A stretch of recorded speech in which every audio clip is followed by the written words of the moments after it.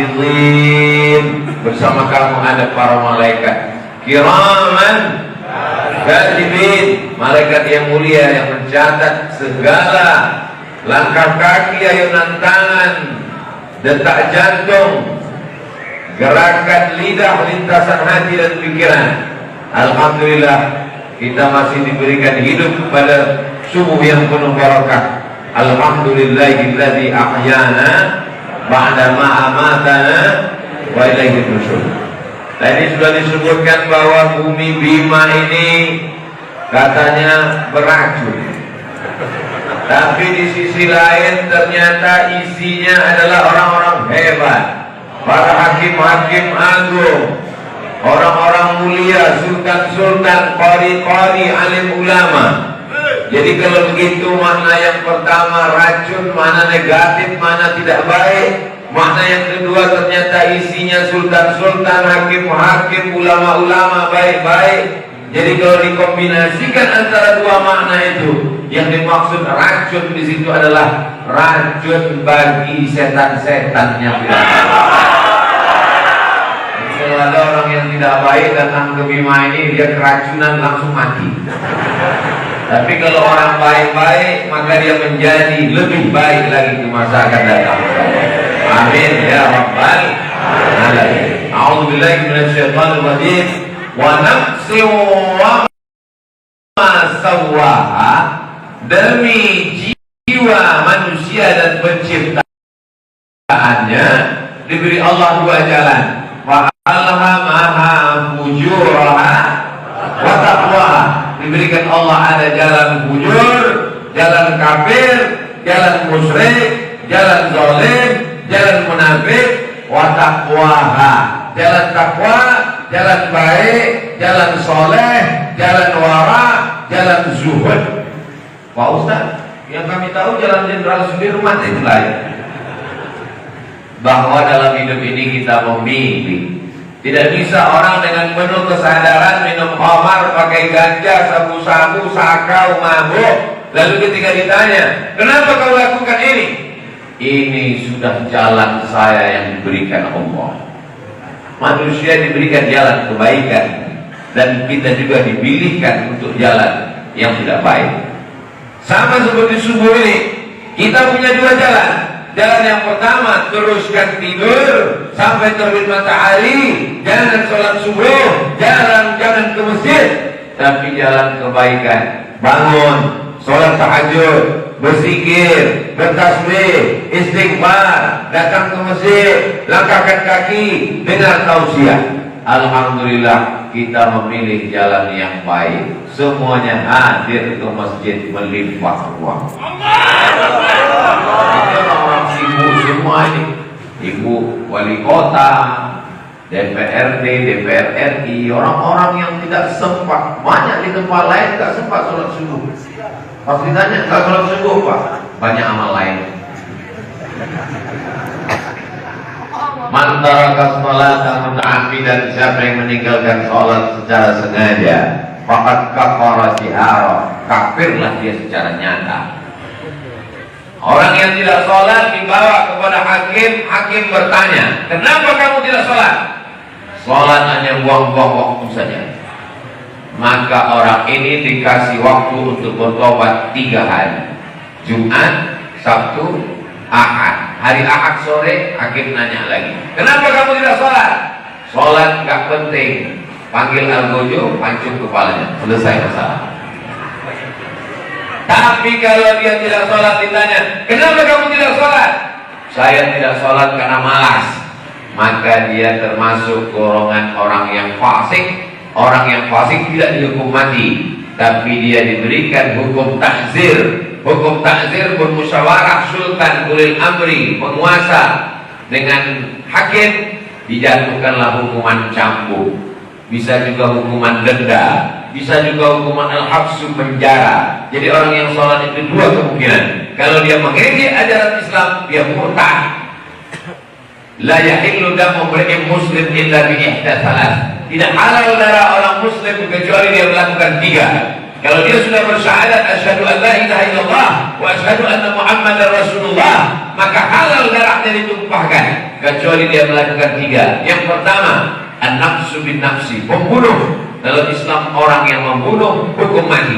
Yang kedua, at-tayyibuz zani, berzina. Sudah punya istri, sudah punya suami, berzina dengan orang lain, maka ditanam badannya setengah, dilempar batu pakai sampai mati. Asy-syaikhu wasy-syaikhatu idza zanaya, laki-laki perempuan kalau sudah menikah berzina, farjumuhumal battah, rajam, lempar batu sampai mati. Yang ketiga, at-tariku lidinihi al-mukhalifu lil jamaah, orang yang murtad meninggalkan agama Islam, dia pengkhianat, maka dia juga dianggap orang yang halal darahnya. Bukan kata Abdul Somad. Kenapa Ustaz Abdul Somad ini biasanya kami lihat kalau ceramah di YouTube itu slow, nyantai, ini kok selalu tegang sekali? Karena baju baru. Jamaah yang dimuliakan Allah Subhanahu wa Ta'ala. Ini subuh ini tausiahnya sampai jam berapa? Sampai waktu maghrib. Kita lihat ya, Bima, waktu sholat Bima, maghribnya jam berapa? 18.05. Maghrib waktu Bima itu jam 18:03. Berarti kita pengajiannya sampai jam 6:03. Habis itu kita sholat sunat Isra 2 rakaat. Dalilnya hadis dalam kitab Sunan At-Tirmidzi. Man sholat subha fi jama'atin, siapa yang sholat subuh berjamaah, summa qa'ada yadhkurullah, habis sholat subuh jangan pulang ke rumah, duduk berzikir mengingat Allah. Jadi dalam hadis itu disebut duduk, bukan berdiri. Kenapa berdiri? Karena nggak dapat tempat duduk. Summa yusolli rak'ataini, setelah terbit matahari, hatta tatlu asyam, sampai terbit matahari. Summa yusolli rak'ataini, sholat sunnah 2 rakaat. Bagi yang pakai usolli sunnatal isyraq raka'ataini lillahi ta'ala. Bagi yang enggak pakai usolli, niat saja di dalam hati, Allahu Akbar. Ayatnya enggak ditentukan, bebas. Qul huwallahu, Pak Ustaz, bagus, afdal. Lalu setelah itu apa yang dia peroleh? Kanat lahu ka'ajri hajjatin wa umrah, dapat pahala seperti haji dan umrah. Tamah, sempurna. Saya tidak mau kalau hadisnya sahih, Pak Ustaz. Hadisnya hasan. Kata siapa? Kata Imam Tirmidzi. Dalam kitab apa? Dalam kitab Sunan At-Tirmidzi. Imam Tirmidzi itu siapa? Muridnya Imam Al-Bukhari. Imam Bukhari itu siapa? Muridnya Imam Ahmad bin Hanbal, Imam Hanbali. Imam Hanbali itu siapa? Muridnya Imam Syafi'i. Imam Syafi'i itu siapa? Muridnya Imam Malik bin Anas, Imam Maliki. Imam Maliki dapat dari siapa? Dari Imam Abu Sinan. Abu Sinan dari gurunya Al-A'raj. Al-A'raj dari Abu Hurairah. Abu Hurairah dari Nabi Muhammad SAW. Jadi yang kita lakukan ini adalah melanjutkan ibadah yang diwariskan dari Nabi kepada sahabat, kepada tabi'in, kepada tabi'in, sampailah ke kita hari ini 1443 Hijrah, 500, hampir 1500 tahun. Sampai hari kiamat Islam akan tetap ada di Bima, insyaallah. Kata siapa? Jangan bangga dengan masjid yang besar. Jangan sombong dengan orang yang hebat di zaman sekarang. Ada kitab tafsir namanya Tafsir Al-Qurtubi. Al-Qurtubi diambil dari kata Cordova. Cordova, nun, jauh di sana. Mesir, Libya, Tunisia, Aljazair, Maroko, laut Samudra Atlantik, nyebrang ke atas, naik masuk ke Andalusia. Salah satu kotanya bernama Cordova. Ada seorang ulama yang kitabnya selalu dikaji. Nama kitabnya Al-Hikam, isinya hikmah-hikmah. Nama penulisnya Imam Ibnu Athaillah As-Sakandari. Dia punya guru, nama gurunya Imam Abdul Abbas Al-Mursi. Mursi diambil dari kota Mursia. Mursia juga ada di Andalusia. Ulama-ulama besar. Imam Ibnu Arabi terusir lari ke Damaskus, asalnya juga adalah Andalusia. Kalau saya sebut Andalusia, Andalusia dekat Indonesia, jauh. Andalusia itu di mana Pak Ustaz? Andalusia tidak tahu. Tapi kalau Real Madrid, Barcelona dia Spanyol guys. Begitulah negeri yang hebat itu, yang membawa Islam ke sana. Siapa namanya? Tariq bin Ziyad. Kalau kita mengenal, ada orang Barat menyebut Gibraltar. Ketika umat Islam menyeberang dari Afrika Utara, lalu kemudian mereka melewati selat, ada bukit.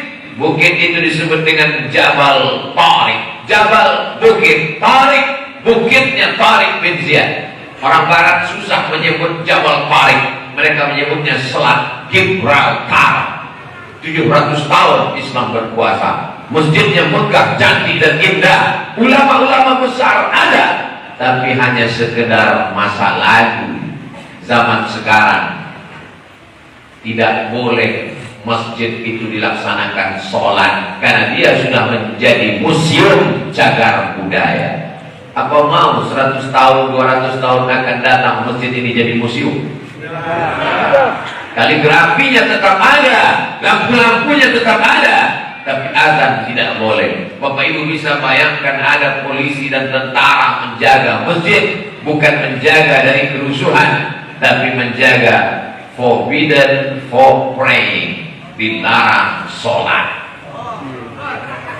Datanglah turis masuk ke dalam, anak muda, dia pun azan di dalam. Allahu Akbar, Allahu Akbar.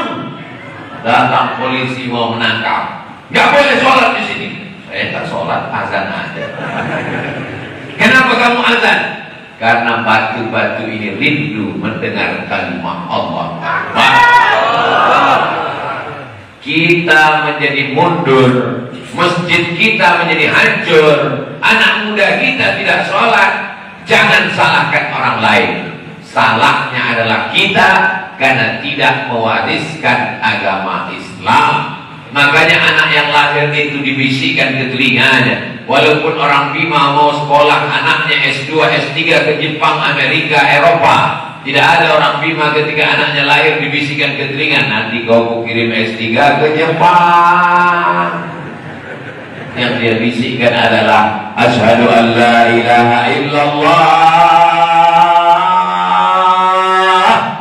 Mudah-mudahan anak cucu kita sampai hari kiamat tetap dalam la ilaha illallah Muhammadur Rasulullah sallallahu alaihi wasallam. Kalimat haqqin 'alaiha nahya, dengan itu kita hidup, wa 'alaiha namutu, dengan itu kita mati, wa biha nab'atsu, dengan itu juga nanti kita akan dibangkitkan di padang mahsyar insyaallah. Kullukum ra'in, setiap kamu adalah pemimpin, wa kullukum mas'ulun, semua kamu akan ditanya di hadapan Allah ar-ra'iyati, tentang kepemimpinan kamu. Saya bukan wali kota, saya bukan DPR RI, saya bukan DPRD, saya bukan wali kelas, saya bukan wali murid. Saya hanya kepala rumah tangga Pak Ustaz. Satu orang kepala rumah tangga punya rakyat. Siapa rakyatnya? Istri dan anaknya. Saya Pak Ustaz sama rakyat yang satu itu pun saya takut juga. Mati aja lah. Kita akan diminta tanggung jawab di hadapan Allah. Seorang suami yang taat ke masjid, rajin berjamaah, mendengar pengajian, tapi membiarkan istrinya membuka rambut dilihat laki-laki yang tidak mahram, pakai baju you can see, kamu can bisa see, melihat, kamu bisa melihat ketiak istri saya, maka sesungguhnya kakimu sudah berada di surga sebelah, tapi sebelahnya sudah masuk neraka duluan. Tapi Pak Ustaz kan tidak ada dosa warisan. Wala taziru waziratu wizra ukhra. Istri tidak mewarisi dosa suami, suami tidak mewarisi dosa istri. Kita menghadap Allah kan bawa dosa masing-masing. Betul. Tapi laki-laki diberikan tanggung jawab. Ar-rijalu qawwamuna 'alan nisa. Laki-laki menjadi tanggung jawab terhadap istri dan anak-anaknya, diminta tanggung jawab di hadapan Allah Subhanahu wa taala. Mudah-mudahan yang jomblo cepat nikah. Jangan gara-gara tausiah ini yang laki-laki jadi takut menikah. Ustaz Abdul Somad, tolong doakan supaya saya dapat keturunan anak soleh penghafal Quran yang baik, Pak Ustaz. Kenapa? Saya belum punya anak, Pak Ustaz. Belum. Umurnya berapa? 40 tahun. Kok bisa 40 belum punya anak? Belum nikah. Masya Allah, tabarakallah. Begitu Allah memberikan kemudahan kepada manusia untuk beribadah. Apa itu? Man tazawwaja, siapa yang menikah, faqad istakmala nisfal iman. Dia sudah menyempurnakan setengah imannya. Sehebat-hebatnya laki-laki, walaupun sholat berjamaahnya tidak tinggal, walaupun hafal Quran, imannya masih setengah. Kalau dia belum menikah, begitu dia sudah menikah, maka imannya langsung komplit 100%. Laki-laki yang belum bertakwa, kalau dia menikah, imannya sudah 50%. Bagaimana menyempurnakannya? Falyattaqillaha fin nisfil baqi. Maka sempurnakanlah setengahnya lagi dengan bertakwa kepada Allah. Jadi sempurnanya iman itu 50%-nya nikah, 50%-nya takwa. Begitu yang benar. Ini banyak juga sebagian lagi, iman itu sempurna, 50%-nya nikah, yang 50% nikah lagi. Ya, Bu, mereka tersenyum. Padahal dia cuma mancing itu. Dia nggak tahu istrinya streaming dari atas.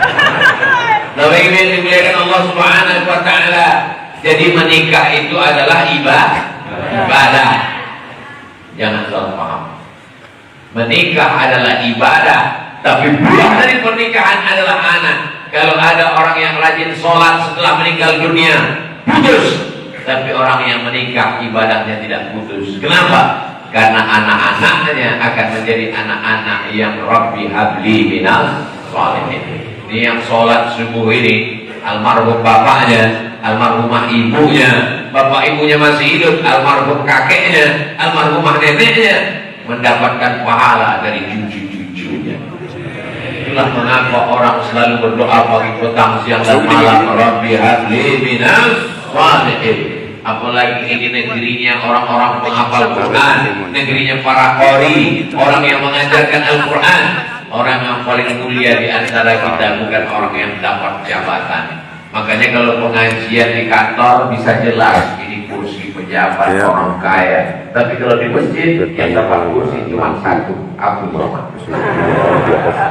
Tapi kursi ini pun tidak lama, hanya sampai selesai pengajian. Kalau sudah selesai pengajian, Ustaz pun akan berdiri meninggalkan kursi, kursi pun diletakkan kembali ke gudang. Tidak ada yang bisa kekal abadi di atas ini. Nanti selesai pengajian, Ustaz Somad tetap bertahan di sini. Panitia dan pengawal yang akan membisikkan ke telinga, Ustaz, acara belum selesai.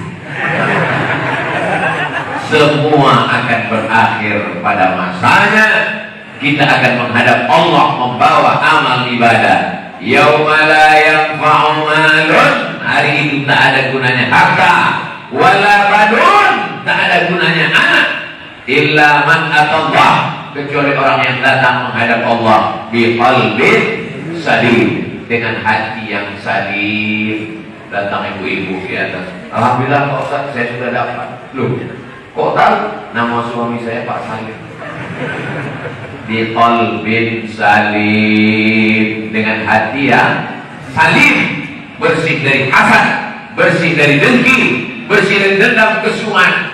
Dan insya Allah yang hadir subuh ini semua hatinya bersih-bersih. Yang pejabat tidak kelihatan jabatannya, yang orang kaya tidak kelihatan hartanya, yang orang hebat tidak kelihatan kehebatannya. Semuanya sama masuk ke dalam masjid, menempelkan keningnya ke lantai tempat yang diinjak-injak. Kali ditempelkannya ke tiang. Allahu Akbar. Semuanya sholat, rukun sahnya sujud. Dan sujud itu rukun sahnya dua ujung kaki, dua lutut, dua telapak tangan, satu kening menempel ke lantai, menunjukkan bahwa dia rendah, hina, tidak punya apa-apa, diciptakan dari tanah, berjalan sebentar di atas tanah, tak lama lagi dia pun akan menjadi tanah dan akan dimakan cacing. Ngaku semua. Apa yang kita sombongkan? Semua akan tinggal, semua tidak akan dibawa mati. walaupun sayangnya setengah mati. Apa namanya? Sambolo, kesayangan dari Bima akan dibawa pulang ke Riau, akan ditunjukkan ke anak cucu, ditulis, dimasukkan ke lemari kaca, ditulis Sambolo dari Bima. Baju juga begitu, akan menjadi souvenir, diletakkan di rumah jadi museum. Tamu-tamu yang datang akan melihat, oh ini pakaian almarhum Abdul Somad dulu di Bima. Semua hanya tinggal kenangan. Yang kita tinggalkan kenangan baik atau kenangan buruk. Harimau mati meninggalkan belang, gajah mati meninggalkan gading, manusia mati meninggalkan hutang. Tulislah, ingin meninggalkan nama baik atau meninggalkan nama buruk. Nama-nama yang disebutkan oleh protokol kita tadi, nama-nama baik, hakim agung, qari-qari, orang mulia, sultan-sultan, menegakkan agama Allah. Ketika kau punya jabatan, punya kekuasaan, pakai untuk bangun masjid, pakai untuk bangun pesantren, pakai membangun Islamic Center, kirim anak-anak ke Al-Azhar Kairo Mesir, ke Darul Mustafa Karim, ke Karawiyat Maroko, ke Zaitunah Tunisia. Mereka akan pulang menyebarkan